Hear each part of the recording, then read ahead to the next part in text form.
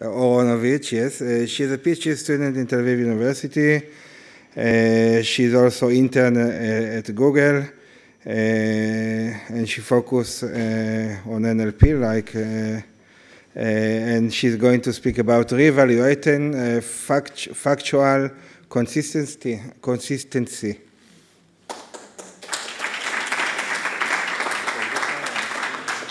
Okay, so hi everyone, can you hear me? Okay, so hi, I'm Or, and I will present True, Re-Evaluating Factual Consistency Evaluation. And this work was done as part of my internship with my colleagues at Google Research here in Tel Aviv and at the Sorbonne University. So the topic of this talk is factual inconsistencies in grounded generated text. So in grounded generation tasks, models are required to generate an output conditioned on some given input. For example, in automatic summarization, the input is some document and the output should be a short summary of the given document. And the issue with such models is that they often generate a text that is factually inconsistent with respect to the input text. So here is one such example. We have here a news article about a Buckingham Palace guard that slipped. And the model-generated summary is saying that this incident happened in St. James's Palace. And note that St. James's Palace is mentioned in the original article, but in a different context. So the summary is factually inconsistent with respect to the input document. And one other example is from knowledge-grounded dialogues. So in knowledge-grounded dialogue, a bot receives a conversation history and some relevant piece of knowledge, the document here in the image, and it should generate a response conditioned on this history and on the knowledge which is supposed to be relevant to the conversation. So here the user said, "I've never been to New York City, could you tell me more about it?" And you can see that the bot generated a response containing facts that are not supported by the document. For example, the bot is saying that the state of New York is the most populous in the United States, which was not mentioned in the document and is also just incorrect. So this behavior is, of course, undesired. We would not like to deploy models that can mislead users with false information. And actually, factual inconsistencies are one of the main reasons for why such generative models are not currently being deployed. So a bit more formally, what is factual consistency? So we say that in grounded text generation tasks, model outputs must be attributable to the grounding source or the input text when stating facts. And we focus on determining this automatically. So what we would actually like to develop is a lie detector that, given the grounding or the input and the generated text, can automatically say whether the generated text is supported or not by the input. Okay, so this topic of automatic evaluation of factual consistency has been studied recently, but we noticed some major gaps in this field. So first of all, previous efforts mainly focused on summarization. However, there are other relevant tasks, such as knowledge-grounded dialogue, as I showed, and each task poses different challenges. Second, previous efforts used coarse-grained meta-evaluation. So by meta-evaluation, I mean to evaluate the evaluators, or to evaluate the lie detector. And previous work used correlations, which are a coarse-grained measure, which is more system level, while we would like to have a fine-grained example level measures. And finally, there is no unified labeling scheme. So works were done in silo, each work developed its own datasets, so it is hard to compare different approaches for consistency evaluation. Okay, so our goals were first to allow a comprehensive study of consistency metrics across diverse tasks and domains. Second, we wanted to provide a more actionable protocol for meta-evaluation, and this would enable us to evaluate the state of the art on some unified benchmark. And mainly what we asked is whether there is a one-size-fits-all metric that is robust across domains and tasks. Okay, so first, as for standardizing factual consistency datasets. So we wanted, as I said, some unified benchmark. And we took 11 existing datasets that were already annotated for consistency, spanning 4 different tasks. And these tasks have very similar issues. So the tasks are summarization, knowledge-grounded dialogue, paraphrase identification, and fact verification. And I already showed an example for summarization and knowledge-grounded dialogue. So here I will explain fact verification. So in fact verification, we are given a claim. Here, Ron Weasley is a president, and we are given an evidence. And the evidence is some text snippet from a trusted source, for example, Wikipedia. So the task in fact verification is to determine whether the claim is supported or refuted by the evidence. So essentially, as you can see, this is also a consistency evaluation task. Okay, so we have these existing datasets, but each dataset were annotated with different labels, different number of labels and types of labels. So we had to unify somehow all these datasets. So we convert all annotations to a unified binary format of either consistent or inconsistent labels. So for example, we have begin, which is a knowledge-grounded dialogue benchmark, and begin used 5 different labels, and we unified them into our binary format. In summarization, for example, some of the data sets annotated consistency at the summary level and some at the summary sentence level. So we had to aggregate summary sentence scores into a summary level label. So this binary format allows us a unified evaluation against multiple metrics and data sets. And we do acknowledge that more fine-grained and detailed labels beyond just binary ones could be useful, but in the current state of factuality evaluation, binary labels seem sufficient. So as for the evaluated metrics, so we tested 11 metrics spanning 4 different families. The first is simple token matching approaches such as blue and rouge. Next, we have the learned or embedding-based metrics such as BERT score, BLERT, and BART score. The next family is question generation and answering-based approaches, which I will soon explain. And finally, we have the textual entailment or NLI approaches, which I will also explain. So as for question generation and answering-based approaches, I will introduce Q-squared, which is one such metric. So the general idea of Q-squared is as follows. Say we have some response generated by a knowledge-grounded dialogue model. So here the response is the President of the United States is Donald Trump, while the background knowledge was, of course, the current President of the United States is Joe Biden. So the idea of Q-squared is as follows. First, we extract informative spans from the response. And informative spans are named entities or noun phrases.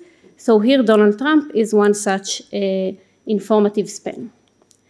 Next, we automatically generate a question which, when asked based on the response, the answer would be this extracted span. So here the generated question is, who is the President of the United States? Next, we take this question and we answer it, but this time based on the knowledge. So we do this using an automatic question answering model. So everything is completely automatic. So here, the answer to this question based on the knowledge was Joe Biden.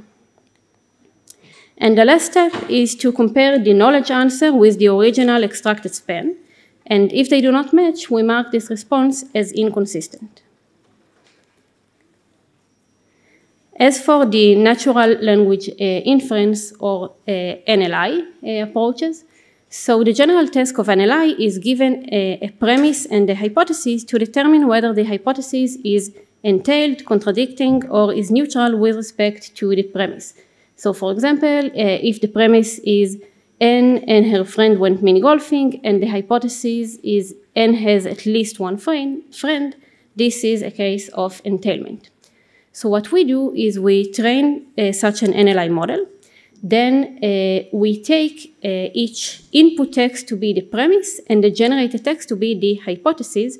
So for example, in summarization, we take the original document to be the premise and the generated text, the summary, to be the hypothesis. And we use the NLI model to compute the probability that the summary is entailed by the original document. So this is essentially computing the probability that the summary is consistent with the document. And we refer to this as the end-to-end NLI approach. Another NLI-based approach is SUMAC, which we refer to as the factored NLI. NLI models are usually trained on short text, while in summarization, for example, we deal with long text. So the idea in SUMAC is to break the document and the summary into sentences, then to compute a pairwise NLI for each document chunk and summary chunk, and finally to aggregate all the pairwise score into a final consistency score. So this is the factored NLI approach.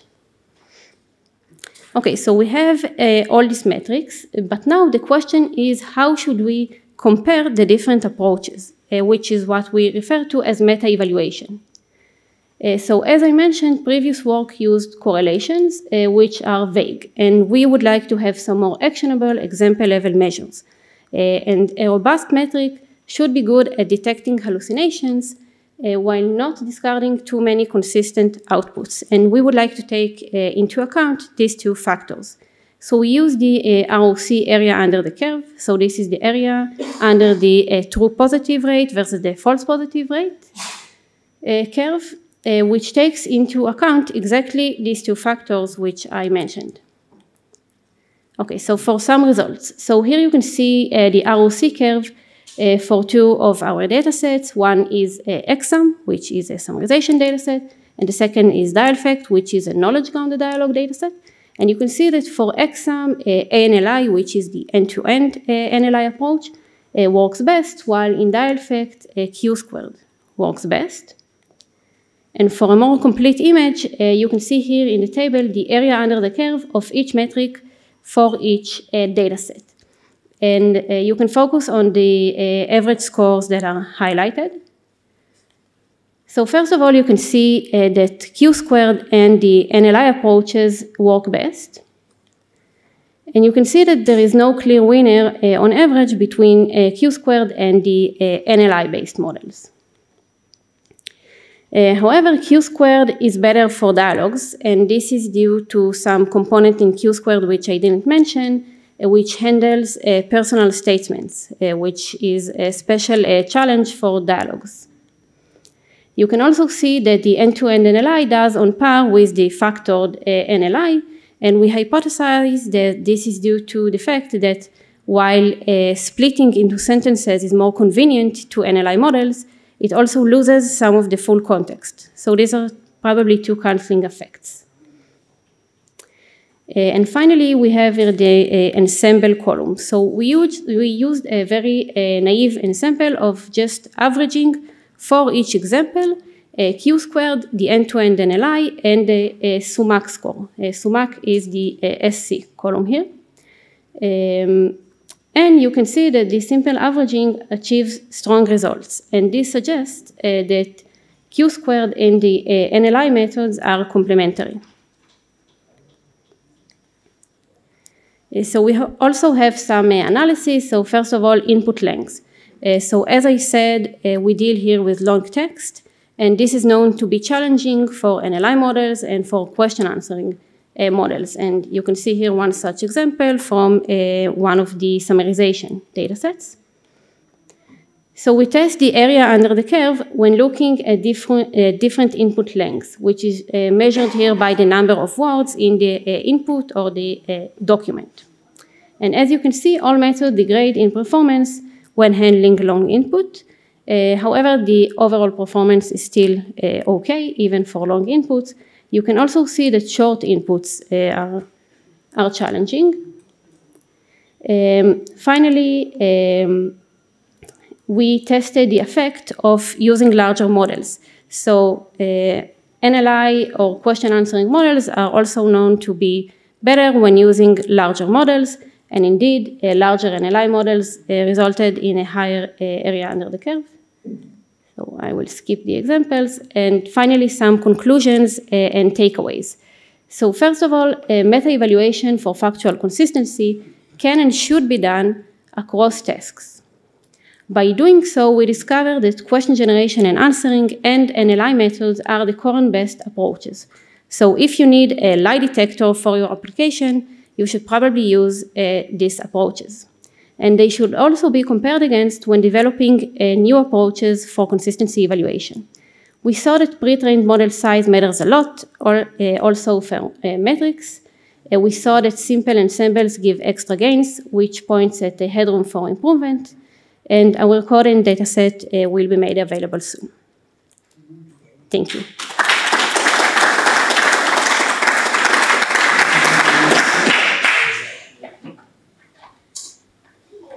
Yes, we have time for 2 questions, very short one or one longer question.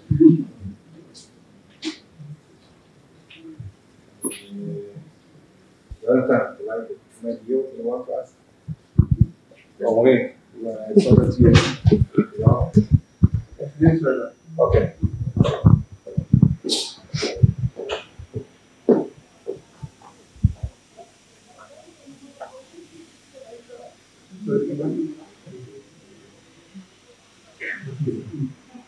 So you mentioned at the beginning that you get 2 examples, one of summarization and the other one is for diagram.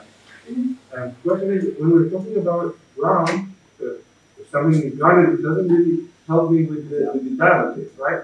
Because in the dialog case, the chatbot, let's say, can say something that it's not grounded, but it's true. So yes. So in our definitions, the bot can only say stuff that are grounded and use the knowledge.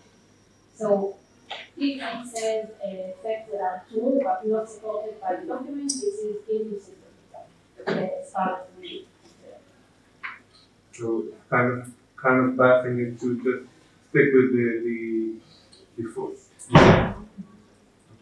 Okay. Yeah.